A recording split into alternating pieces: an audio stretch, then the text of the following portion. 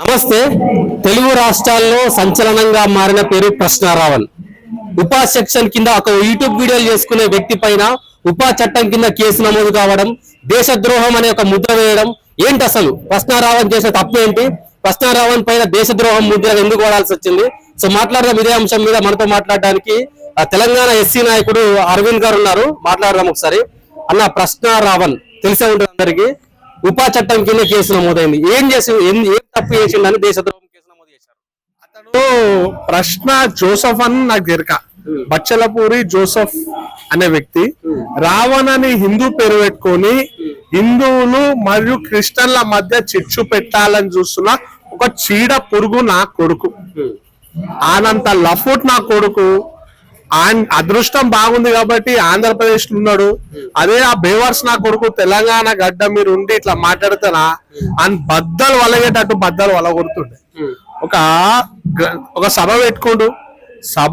సభలో క్రైస్తవుల కోసం సభ పెట్టుకున్నప్పుడు నువ్వు వాళ్ళ కోసం ఉద్దేశించి మాట్లాడు. సరే, ఆ సభ సకంగా రాజ్యాంగబద్ధ సభనా అంటే అది కూడా రాజ్యాంగానికి వ్యతిరేకంగా దళిత క్రైస్తవం అని చెప్పి ఎక్కడ లేని పదాన్ని జోడించి ఒక సభ పెట్టింది. ఆ సభ సారాంశం ఏంటంటే హిందూ దేవుళ్ళని తిట్టుడు, హిందువులని తిట్టుడు. అరే, నువ్వు రాముణ్ణి తిడుతున్నావు. మళ్ళా రామాయణం రచించిన వ్యక్తి దళితుడే కదా, వాల్మీకి మహర్షే కదా. రాముణ్ణి తిట్టినవు, సీతమ్మ తల్లిని తిట్టినవు. అంతేకాకుండా కృష్ణుడు వీళ్ళు కులం అంటారు కదా, మరి కృష్ణుడు యాదవే కదా, ఒక బీసీ కులస్తుడే కదా, ఒక యాదవ్ కులస్తుడు ఆయన శ్రీకృష్ణుడు తిట్టినవు. ఇట్లా అందరినీ నువ్వు తిట్టుకుంటా పోతే ఏందిరా భయ్? నువ్వు దళితుల కోసం కొట్లాడుతున్నావు అని చెప్పుకుంటే దళితుల కోసం కొట్లాడాలా. నువ్వు ఒక క్రిస్టియన్ పోయి నువ్వు ఏడికెంచి సభ పెట్టుకొని మా దేవుడైన బాబాసాహెబ్ అంబేద్కర్ గారి ఫోటో పెట్టుకొని హిందువుల మధ్య చిచ్చు పెట్టాలని చూస్తున్నావు చూడు, దాన్ని మేము ఎట్టి పరిస్థితుల్లో ఒప్పుకోం, తీవ్రంగా ఖండిస్తాం. అంటే నేను హిందువులను అనట్లేదు, ఆర్ఎస్ఎస్ బీజేపీ వాదులని అంటున్నా అని చెప్పేసి అంటున్నాడు కదా. అండ్ ఆర్ఎస్ఎస్ బీజేపీ వాదులని అని చెప్పి ఎక్కడ కూడా అనలేడు ఆయన. బాగా చెప్తా, మా క్రైస్తవులకు వ్యతిరేకంగా ఎవడైతే అంటారంటే వాళ్ళని అన్నాడు. క్రైస్తవులలో ఎవరు తిట్టిండ్రా భయ్? ఎవరు తిట్టిండు క్రైస్తవులు? మేము ఇప్పుడు ఇష్టం ఉన్నాడు ఓడి వరద చర్చిలు తెరుచుకుంటారు, దుకాణాలు తెరిచినట్టు పూజలు చేసుకుంటాం. మేమేమైనా అడుగున్నామా? చేసినామా? ఓన్ దాని జిందగీ నడుస్తుంది కాబట్టి మేము వదిలేస్తే వాళ్ళని అంటుర్రు వీళ్ళని అంటుర్రు అని చెప్పి బలవంతంగా ఇంటి ముంగట బైబుల్ పట్టుకొని వచ్చి బైబుల్ చదువు అది చదువు అంటే మా ఎస్సీ వాళ్ళు ఎందుకు చదువుతారు? మేము పొద్దాలేస్తే శివుణ్ణి, పెద్దమ్మ తల్లిని, హనుమంతుణ్ణి, నా ముత్యాలమ్మని మొక్కేటోళ్ళం మేము. నువ్వు ఈడికొచ్చి బైబుల్ పట్టుకొని బైబుల్ చదువురా అంటే మేమెందుకు చదువుతాం? అంటే ఒక మతం గురించి మాట్లాడుతూ ఉపా చట్టం కింద కేసు పెడతారా? దేశద్రోహం ముద్ర నమోదు చేస్తారా? ఉపా చట్టం కేసు ఎందుకు నమోదు చేసేదంటే అతన్ని ఫోన్ల డాటాలు మరియు గతంలో ఇంటర్వ్యూలలో బాజప్తా హిడ్మా అనే ఒక నరురూప రాక్షసుడు మావోయిస్ట్ ఉండే, మీ అందరికి తెలిసింది. మొన్న నక్సలైట్ల ఏరువేతలలో ఆపరేషన్ కగరాలో భాగంగా నరేంద్ర మోదీ గారి నాయకత్వంలో అక్కడున్న కూటమి ప్రభుత్వం, చంద్రబాబు నాయుడు గారు, మరీ ముఖ్యంగా పవన్ కళ్యాణ్ గారి నేతృత్వంలో హిడ్మా గారిని లేపేసారు. ఈడు 158 మంది పోలీసులను చంపిండు. మరియు మాకు నక్సలిజం వద్దురా నైనా, కూటమి ప్రభుత్వం మరీ ముఖ్యంగా పవన్ కళ్యాణ్ చేస్తున్న అభివృద్ధి, మాకు పోరగాళ్ళకు ఉద్యోగాలు, చదువు మరియు మాకు రవాణా ద్వారా వ్యాపారాలు జరుగుతున్నాయి, దాని వల్ల మా జీవితాలు బాగుపడుతున్నాయని చెప్పి ఆ నక్సలిజానికి మద్దతుగా ఉండే కొంతమంది ఊరోళ్ళు బయటకు వస్తే ఆ ఊరోళ్ళని నిర్దాక్షంగా చంపిన నీచుడు హిడ్మా. అసోంటి నీచుండి చంపితే హిడ్మాని మనం ఇన్స్పిరేషన్ తీసుకోవాలా? హిడ్మాని చేసిన హిడ్మా కుట్టిన అవరా రావణ్ ఈడు ప్రశ్న జోసఫ్ గారు హిడ్మాకు పుట్టినట్టు హిడ్మాని ఇన్స్పిరేషన్ తీసుకొని అంట మేమంట అడవిలా బాట పట్టాలంట. మా దేవుడు బాబాసాహెబ్ అంబేద్కర్ గారు ఏమన్నారంటే పెన్ను పట్టుకుంటేనే మన జీవితాలు బాగుపడతాయి, పుస్తకం పట్టుకుంటేనే మన జీవితాల్లో వెలుగులు వస్తాయని చెప్పిండు. గన్నుతో కాదు పెన్నుతోనే రాజ్యాధికారం సాధిస్తామని బాబాసాహెబ్ అంబేద్కర్ చెప్తే ఈ నీచులు దాని పేరు జోసఫ్ గాడు, శ్రవణ్ గాడు సభలు పెట్టి మా దళితులను పక్కదోవ పట్టిస్తారు. అందుకే ఇవన్నీ చూసి పోలీసు వాళ్ళు ఆ డాటా అంతా సేకరించి మళ్ళా ఈడేమంటావు నేను దేశభక్తుని కాదంటూ. భారతదేశంలో పుట్టిన ఏ పౌరుడు కూడా అరే నువ్వు దేశభక్తుడు అంటే నిద్రలోకి వెళ్ళి లేపినపై ఔరాపై నేను దేశం కోసం ప్రాణం ఇస్తా, దేశం కోసం బతుకుతా అంటాడు. అసోంటి భారతదేశం గడ్డ మీద పుట్టి నాకు దేశంతో సంబంధం లేదు అని నీచమైన మాటలు మాట్లాడిన నీచుడు ఈ జోసెఫ్ గారు. అంటే ఇప్పుడు మత విద్వేషాలు రెచ్చగొడుతున్నాడు, సనాతన ధర్మం మీద ఇష్టానుసారంగా కామెంట్స్ చేస్తున్నారని బీజేపీ ఆర్ఎస్ఎస్ వాదులు, పవన్ కళ్యాణ్ అభిమానులు పెద్ద ఎత్తున ఆరోపిస్తున్నారు. సరే, ఇప్పుడు ఈ విషయం పక్కన పెడితే రాధా మనోహర్ దాస్ చేసింది ఏంది, లలిత్ కుమార్ చేసింది ఏంది, వాళ్ళు కూడా ఇప్పుడు క్రిస్టియన్లను ఉద్దేశించి, బైబిల్ని ఉద్దేశించి ఇష్టానుసారంగా మాట్లాడుతున్నారు కదా, బైబిల్ని ఉద్దేశించి లంజల సంథింగ్ ఇటువంటి వర్డ్స్ యూజ్ చేశారు కదా, మరి అది మత విద్వేషాలను రెచ్చగొట్టినట్టు కాదా? మరి అది కూడా దేశద్రోహం కింద కేసు పెట్టాలి కదా. పవన్ కళ్యాణ్ కూడా రెచ్చగొట్టే వ్యాఖ్యలు చేశారు, అతని మీద కూడా దేశద్రోహం కేసు పెట్టాలి కదా. ప్రశ్నారావణ్ ఎందుకు టార్గెట్ చేశారు అని అంటున్నారు. రాధా మనోహర్ దాస్ గారు, లలిత్ కుమార్ గారు మీరు పేరు చెప్పారు కదా, బైబిల్ మతాన్ని క్రిస్టియన్ మతాన్ని కించపరిచినట్టు ఎక్కడన్నా ఉంటే కేసులు వేసుకోరు, ఓడ ఆపలేడు. మీ మనోభావాలు అరే ఆలే గొర్రె బిడ్డలం, మేము గొర్రె బిడ్డలం అని ఆలే పాటలు పాడుకున్నప్పుడు మేము పిలుచుట్ల తప్పేముంది. మా ఇంటికి ఆ పక్క బస్సులోకి వచ్చిర్రు పాస్టర్ గారు వాళ్ళు, మనమంతా గొర్రె బిడ్డలం, మనం దేవుని గొర్రె బిడ్డలు అన్నారు. వాళ్ళే చెప్తారు గొర్రె బిడ్డలం అని, మేము దాన్ని గొర్రె బిడ్డలం అంటే తప్పేముంది అన్న. దాన్ని ఎట్లా రెచ్చగొట్టుడు అవుతుంది? అలా యేసు ప్రభుని తిడితే, యేసు ప్రభు మతాన్ని కించపరిచినట్టు మాట్లాడితే మత విద్వేషాలు అంటారు. గొర్రె బిడ్డలని వాళ్ళు పాటలు పాడతారు, ఆ పాటలు ఉన్న మాటలు మేము చెప్తే తప్ప. ఇప్పుడు గొర్రె బిడ్డలని వాళ్ళు చెప్తారు, దాన్ని తీసుకొచ్చి మేమే చెప్తాము, దాంట్లో ఏమో తప్పు ఉంది. పవన్ కళ్యాణ్ గారు రెచ్చగొట్టే వ్యాఖ్యలు చేసిండు, ఏడ చేసిండు? పవన్ కళ్యాణ్ గారు అమ్మని తిట్టిండు, భరించిండు. అలా భార్యలను తిట్టిండు, భరించిండు. కూతుర్లను తిట్టిండు, భరించిండు. ఇంటిల్లో పాదిళ్ళని అందరినీ గత 5 ఏళ్ల నుంచి తిట్టని తిట్లు, చెప్పని మాటలన్నీ తిట్టుకుంటూ వచ్చారు. కానీ పవన్ కళ్యాణ్ అనే వ్యక్తి ప్రజల శ్రేయస్సు కోసం, నేను సహనం కోల్పోతే దానివల్ల ఇక్కడ లా అండ్ ఆర్డర్ డిస్టర్బ్ అవుతారని చెప్పి సహనంతో బతుకుతూ, సహనంతో ఉండి బాబాసాహెబ్ ఇచ్చిన రాజ్యాంగ విలువలు కాపాడుతూ ఈ రోజు ఆ నీచులని గద్దె దించి గద్దె ఎక్కింది. అరే ఏ వ్యక్తికైనా సహనం ఉంటది, ఆ సహనం అనేది అవుట్ అయితే బాధ్యత తిడతాడు. పదే భార్యలను, ఆయన భార్యలు, ఇప్పుడు ఆయన 4 ఆయన పెళ్లిళ్ళు చేసుకున్నానండి, ఆయన పెళ్లిళ్లతోనే మన రాష్ట్రాలు విడిపోయినా, ఆయన పెళ్లిళ్లతోనే మన నిరుద్యోగులకు ఉద్యోగాలు రాకుండా ఉన్నాయా? ఏంటండి? ఊకే అలా ఫ్యామిలీని, పర్సనల్ లైఫ్ ని ఊకే తిడితే ఓన్కన్నా కోపం వస్తుంది. అందుకే ఏమన్నాడు, చొప్పు చూసి ఇంకొకసారి ఇటువంటి మాటలు మాట్లాడితే చొప్పు ఇడిచి కొడతా నా కొడుకల్లారా అని అన్నాడు. కరెక్టే అన్నాడు ఆయన. ఆయన ఎక్కడ కూడా రెచ్చగొట్టే వ్యాఖ్యలు లేడు, చేయలేడు. పదే తిడు. ఇప్పుడు కృష్ణనోడు ఉన్నాడు, జగన్మోహన్ రెడ్డి గారు ఉన్నాడు. ఆయన పార్టీ కోసం, ఆయన పార్టీల కోసం, కృష్ణనాటి కోసం చెప్పుకుంటూ పోతాడు. ఎప్పుడన్నా దాని దేశద్రోహం అన్నామా మేము? అనలేదు కదా.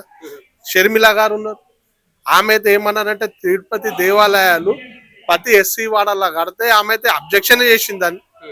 మళ్ళీ మేము మన దేశద్రోహం అని అన్నామా? అనలేదు కదా. ఆయనే హిందుత్వవాదులం, మనం హిందూ ధర్మాన్ని కాపాడాలా.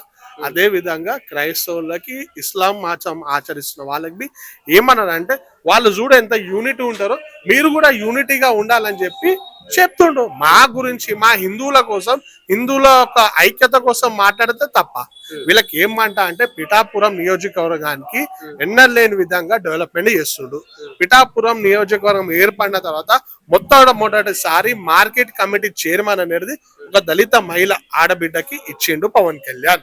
అది చూసి బర్దాష్ అయితే లేరు ఈ క్రిస్టియన్స్ వాళ్ళకి. ఎందుకంటే ఆయన ఇచ్చిండు. మార్కెట్ కమిటీ చైర్మన్ ఎవరికి ఇచ్చిందంటే, ఆ మహిళ పొద్దులేసే శివుణ్ణి, పెద్దమ్మని, ఎల్లమ్మని మొక్కే మహిళ, మా ఎస్సీ మహిళ, ఆమెకి ఇచ్చినందుకు ఇలా బర్దాష్ అవుతుంది. అదే విధంగా అక్కడ ఉన్న ఎస్సీ బస్సులలో రోడ్లు కానీ, డ్రైనేజ్ వ్యవస్థ కానీ, లైట్లు కానీ, మన ఎస్సీ బస్సులలో మా అమ్మవారి గుళ్ళని డెవలప్మెంట్ చేస్తూ మమ్మల్ని కంటికి రెక్కప్పలా కాపాడుతున్న వ్యక్తి పవన్ కళ్యాణ్. ఇదంతా చూసి బర్దాష్ అవుతుంది. మరీ ముఖ్యంగా మీకు చెప్పాలా, భారతదేశంలో ఎమ్మిరి కుంటి మాధవ స్వామి దేవాలయాలు ఉన్నాయి. కుంతీదేవి ప్రతిష్ఠించిన విష్ణుని దేవాలయాలు ఉన్నాయి. అందులో ఒకటి పిఠాపురంలో ఉంది. పిఠాపురం నియోజకవర్గం అంటే పుణ్యక్షేత్రాల నిలయం అంటారు. ఆ పిఠాపురం నియోజకవర్గంలో కుంతి మాధవ స్వామి దేవాలయం భూములు ఉంటాయి కదా, నవకాండ్ర అనే ఒక దగ్గర ఈ క్రైస్తవులు ఏం చేసిర్రంటే, ఎస్సీల పేరు చెప్పుకొని ఆ భూమిని బొందలగడ్డ తయారు చేద్దామని చూసారు. ఇప్పుడు మా హైదరాబాద్ లో కానీ, తెలంగాణలో కానీ ఎవడైనా మాలమాదియోడు, హిందువుడైనా, ఏ కులమైన ఎస్సీయోడు చచ్చిపోతే కాష్టమనే చేస్తారు, లేకపోతే బొంద పెడితే ఆ ఇంటి పేరు ఆయన పెడతారు, కానీ మేము సిల్వ సింబల్ పెట్టాం. అది ఎవరు పెడతారు? ఎవరైతే క్రిస్టియన్స్ ఉంటారో వాళ్ళు పెడతారు. వీళ్ళు ఎస్సీల పేరు చెప్పుకొని మా భూముల ఆ దేవుని అరణ్య భూములను కబ్జా చేసి అందులో బొందలు పెడితే అక్కడున్న మా వెంకటేశ్వరరావు అని హిందూ నాయకుడు కొట్లాడితే అతని పైన అక్రమ కేసులు వేసి ఆయన మాకు చెప్తే నేను ఇక్కడ నుంచి కొట్లాడితే పవన్ కళ్యాణ్ గారి దృష్టికి తీసుకెళ్తే ఆ విలువైన భూములని క్రిస్టియన్స్ వాళ్ళ చేతి నుండి కాపాడిన వ్యక్తి పవన్ కళ్యాణ్. అదే విధంగా దేవాలయంకి ఒక కోనేరు చరిత్ర ఉంది. ఆ కోనేరుని కాపాడి కోనేరుని శుభ్రం చేసి దానికి ఆనుకోనున్న ఎస్సీ బస్సులలో డెవలప్మెంట్ చేసి ఎస్సీ వాడలో హిందుత్వ వాదాన్ని గట్టిగా పంపిస్తున్న వ్యక్తి పవన్ కళ్యాణ్ గారు. అందుకే పవన్ కళ్యాణ్ గారు అంటే జోసఫ్ గానికి, శ్రవణ్ గానికి, మరీ ముఖ్యంగా ఆడు అజయ్ బాబు గారు ఇంకొక రండగాలు ఉన్నారు కదా, ఈ రండగాలు అంతా ఒక దగ్గర మోపై పవన్ కళ్యాణ్ గారిని టార్గెట్ చేస్తారు. ఈ రణగాళ్ళకి చెప్తున్నాం, బిడ్డ మీరు ఆంధ్రప్రదేశ్ ఉన్నారు బతికిపోర్రా, తెలంగాణ రాష్ట్రంలో గిట మీరు ఉంటే గిట పోషకారం పెడుతున్నా నాకు కొడకల్లారా. ఇంకొకసారి ఏ నుక్షాన్ కొడుకైనా హిందుత్వ వాదులను గాని హిందూ దేవతలను గాని మరీ ముఖ్యంగా హిందుత్వ వాదాన్ని సపోర్ట్ చేస్తున్న పవన్ కళ్యాణ్ గురించి తప్పుడు మాటలు మాట్లాడితే తోలు తీసి కారం పెడతామని మీ ద్వారా తెలియజేస్తున్నాం. రేంజర్ల రాజేష్ గురించి ఏం చెప్తారన్న? రేంజర్ల రాజేష్ మీద మీరు ఆల్రెడీ కంప్లైంట్ కూడా ఇవ్వడం జరిగింది. రేంజర్ల రాజేష్ చేసిన వ్యాఖ్యలు ఏంటి, అసలు ఆ వ్యాఖ్యలు చేయడానికి కారణాలు ఏంటి? అసలు కరీంనగర్ లా కుల వివక్ష జరిగింది, క్యాస్ట్ డిస్క్రిమినేషన్ జరిగింది. ఎల్లమ్మత దేవాలయంలో మా మాది ఆడబిడ్డలు బోనాలు తీసుకొని వస్తే కొంతమంది గౌడ్స్ కులస్తులకు చెందిన వాళ్ళు మీరు రావద్దు రాబాయ్ అని చెప్పి అడ్డుకోరు. ఆ గొడవ చినికి పెద్దగా అయింది. ఎస్సీ సంఘాల నాయకులు కానీ, మా ఎస్సీ హక్కుల పోరాట సంఘం నాయకుడు సంతోష్ గారు కానీ, ఇతర నాయకులతో పాటు ఈయన రేంజర్ల రాజు కూడా స్పందించిండు. సరే స్పందించిండు, మేము స్వాగతిస్తాం, దాన్ని తప్పు పట్టాం. ఎందుకంటే క్యాస్ట్ డిస్క్రిమినేషన్ కి వ్యతిరేకంగా పోరాటం చేసిండు, స్వాగతిస్తాం. అయితే ఆ ఊరోళ్ళు, ఆ గ్రామ సర్పంచ్ ఎస్సీ ఆమె వాళ్ళందరూ ఏమన్నా అంటే ఇది మా ఊరు సమస్య, దయచేసి దీన్ని పెద్దగా చేయకండి, దీన్ని ఇక్కడికే వదిలేయండి, మేము తెలుసుకుంటాం, భవిష్యత్తులో ఇలాంటి గొడవలు జరగకుండా చూసుకుంటామని అన్నారు. సరే అని చెప్పి అందరూ విధంగా ఏ ఎస్సీ నాయకులు ఎల్ వర్డ్ తోని చెడ్డ మాటలు తిట్టు. ఇది ఎంతవరకు కరెక్ట్? నువ్వు ఎంతవరకు కరెక్ట్ అన్న? తప్పు కదా. నీకు సంబంధం లేని వ్యక్తులను తిట్టడం ఎందుకు? మరి ఇదే ఉమ్మడి కరీంనగర్ జిల్లాల ఒక ఎస్సీ బిడ్డ అయిన భరత్ తన ముస్లింస్ ప్రేయసిని గోదావరి కని నుండి కరీంనగర్ వారికి డ్రాప్ చేయడానికి వెళ్తుంటే మధ్యలో ఆపి ముస్లింలు దాడి చేసి అతన్ని కొట్టిరు. మీడియాలో వచ్చింది, పేపర్లో వచ్చింది. వాళ్ళు పొద్దాలేస్తే ఎస్సీల కోసం కొట్లాడుతాను కదా, మరి నువ్వు ఎందుకు అప్పుడు కొట్లాడలే? మరి అప్పుడు అదే ఆర్ఎస్ఎస్ వాళ్ళు, అదే హిందూ సంఘాలు, ఇదే బీజేపీ నిలబడ్డారు కదా. మరి అప్పుడు నిలబడనప్పుడు స్వాగతించలేదు, ఇప్పుడు ఈ ఊరు సమస్య కాబట్టి స్పందించలేకపోతే వాళ్ళని చెడమాటలు తిడతావు. నేను బి ఒక హిందూనే అంటే నన్ను బి తిట్టినట్టే కదా, అందుకే నేను బర్దా చేయాలి. ఇక్కడ కేవలం హిందూ ముస్లిం అప్పుడే వీళ్ళు బయటకు వస్తారంటారు. ఎవరు ఎటువంటి వాళ్ళు అంటారు? రేంజర్ల రాజేష్ అనేటోళ్ళు హిందూ ముస్లిం అన్నప్పుడు రాదు. హిందువుల మధ్య కులాల మధ్య కొట్లాటలు అయితే చూడు, అప్పుడే బయటికి వస్తారు. ఏంటన్నా హిందువుల కులాల మధ్య కొట్లాట అయితే వాళ్ళకి సంజాయించాలి. మరీ ముఖ్యంగా బహుజనుల మధ్య కొట్లాడితే వాళ్ళకి సంజాయించాలి. ఇప్పుడు ఎగ్జాంపుల్ నాగర్ కర్నూలులో యాదవులకి మాలలో కొట్లాటేది, మాలలో రానియలే. మేము పోయి అజ్జాల ఇజ్జాల అండి, యాదవ్ పెద్దలను తీసుకుపోయినాం, మాలలో మేము పోయినాం, నేను మోహన్ అన్న గిట పోయి 2 వర్గాలను కూర్చోబెట్టినాం.